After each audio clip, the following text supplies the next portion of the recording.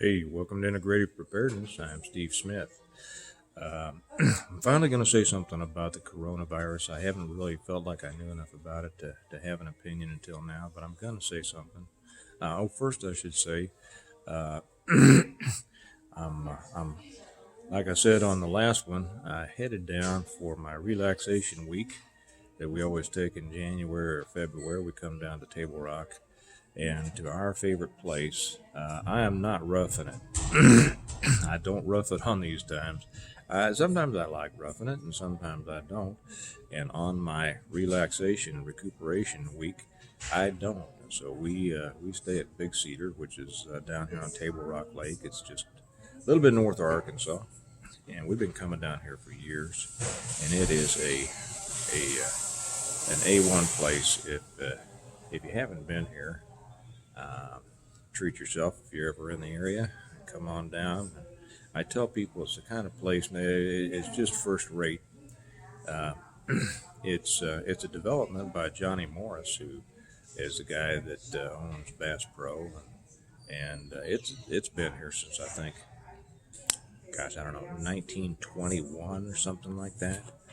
Um, I tell people it's the kind of place that if you call room service at 3 o'clock in the morning and tell them you need more cocoa mix, uh, two people will show up 10 minutes later with smiles and bring you more than you asked for and ask if you need anything else. It's just a great place, and that's why I like it. My family came into when they came into Missouri from Tennessee and Georgia and South Carolina. They came down into southern Missouri, right along down here along the Arkansas border, and then as they kind of migrated up to the cities a little bit, we kept on coming down here. Uh, I've been coming down to this area since I was 5 years old, and it just feels like a second home to me. It just kind of evens me out after after dealing with the world on a daily basis. Anyway, excuse me. I haven't said anything much about this coronavirus because now my wife got on board with this much sooner than I did, and she kept asking me, what I thought about it, and I just kind of blew it off. I said it's just the latest thing of them trying to get us stirred up and scared, and get us wanting to get more vaccinations and sell some more prescription drugs and get our minds off of other things. They've been trying to scare us, ever since I can remember, right? And it's always something new. Do you happen to remember what you were scared of, or what they tried to make you afraid of this time last year? Probably don't even remember. There's been several things between now and then.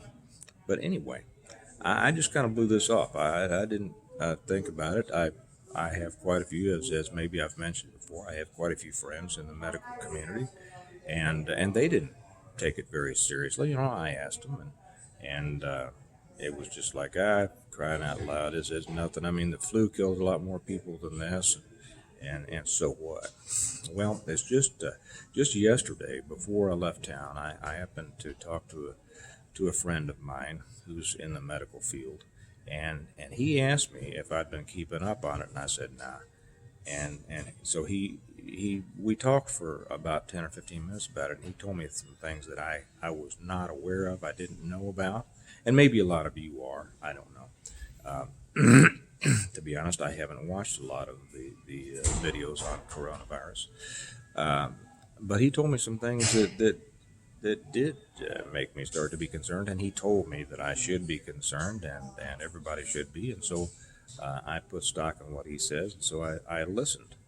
And there was a lot of information, and I'm not going to include necessarily a lot of information. This is not meant to be a news thing. This is more of a calling to, if you haven't been concerned about this, maybe you ought to be. Well, later last night, I had a kind of a text exchange with another very good friend who is also in the medical community, and he told me a bunch of things also that I wasn't aware of, and now I am on board. I wished I'd kind of waited till I got back from my relaxation vacation, but it kind of makes me want to stay down here and not go back to the more populated areas. Uh, but anyway, he told me some things, and then my wife and I talked about it more last night, and she brought me up to date with a lot of things that she had been studying about it. And now I think this is a major threat. And I have never been a pandemic guy. You know, when you get into the field of preparedness, you have people and their favorite catastrophes. You know, and I've always been, to be honest, I've always been an EMP CME guy, simply because I know that you know that's guaranteed to happen, and we don't know when, but it's guaranteed to happen at some point. And like I've said, if you're prepared for that, you're prepared for pretty much everything else. But there are others who have you know, their catastrophe of interest is pandemic, and I never really, you know, got into that too much. But I think we have a potential here, and for those guys who have been beating that pandemic drum for years, I think we, you know, need to listen to them a little bit. So I'm just saying this to kind of, if you haven't been keeping track of it, like I wasn't, you might want to go back. There are a lot of videos.